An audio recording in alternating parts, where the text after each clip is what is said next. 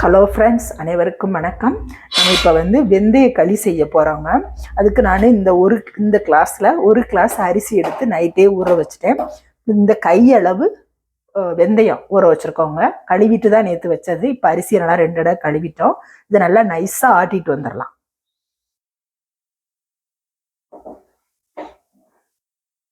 இப்போ நம்ம ஆட்டி எடுத்துகிட்டு வந்துட்டோங்க. பாருங்க, நல்லா தோசைக்கு மேலே தண்ணியாக நம்ம ஆட்டி எடுத்துக்கிட்டோம். இப்போ நம்ம அடுப்பில் வச்சு இதை கிண்டலாம். பாருங்க, நான் ஒரு வெண்கல பாத்திரம் தான் எடுத்துருக்கிறேன், உருளி. நீங்கள் ஒரு கனமான பாத்திரம் எடுத்துக்கோங்க.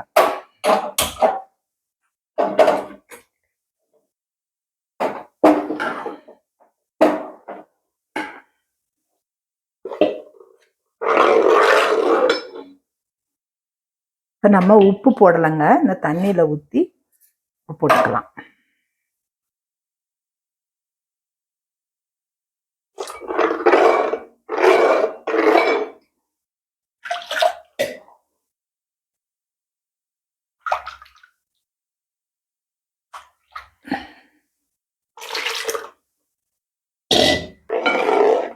இப்படி நம்ம கிண்டி விட்டுக்கிட்டே இருக்கணுங்க. நம்ம கிண்டி விட்டுக்கிட்டே இருக்கலாம்.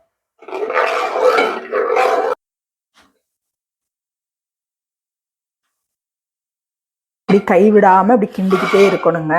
நான் புழுங்கரிசி தான் நம்ம எடுத்துருக்குறோம். நீங்க வேணா பச்சரிசி வேணாலும் எடுத்துக்கலாம்.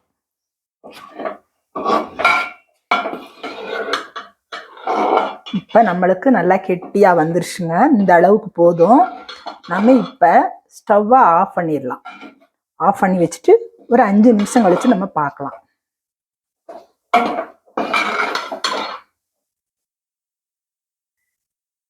இப்போ நம்மளுக்கு கரெக்டாக களி வெந்துருச்சுன்றதுக்கு இப்படி கையில் நீங்கள் எடுத்து பார்த்தீங்கன்னா நல்லா கையில் ஒட்டாமல் இருக்குங்க. இதுதான் பதம்.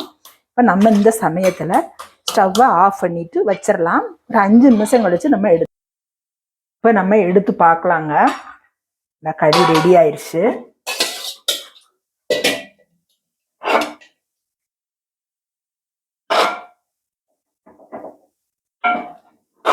நல்லா ஒரு கிளாஸ் போட்டால் 3 பேர் சாப்பிடலாங்க. இது ரொம்ப உடம்புக்கு ரொம்ப நல்லது, எல்லாத்துக்கும் தெரியும். மறந்து போன ஒன்று இது. நாங்கெல்லாம் சின்ன பிள்ளையா இருக்கும்போது வாரத்தில் ஒரு நாள் வச்சு கொடுத்துருவாங்க.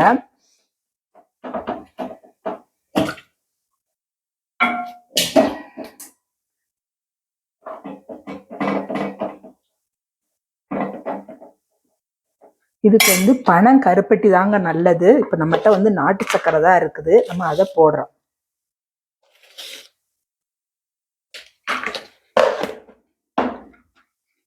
நல்லெண்ணெய் ஊற்றுறோம். நல்லெண்ணெய் தான் சாப்பிடணும். அது அப்படியே இலைக்கிறோம். நீங்களும் செஞ்சு பாருங்க. செஞ்சு பார்த்துட்டு பிடிக்கும் லைக் பண்ணுங்க, ஷேர் பண்ணுங்க, சப்ஸ்கிரைப் பண்ணுங்க, கமெண்ட்ல சொல்லுங்க. தேங்க்யூ. வாழ்க வளமுடன். மற்றொரு பயனுள்ள வீடியோல சந்திப்போம்.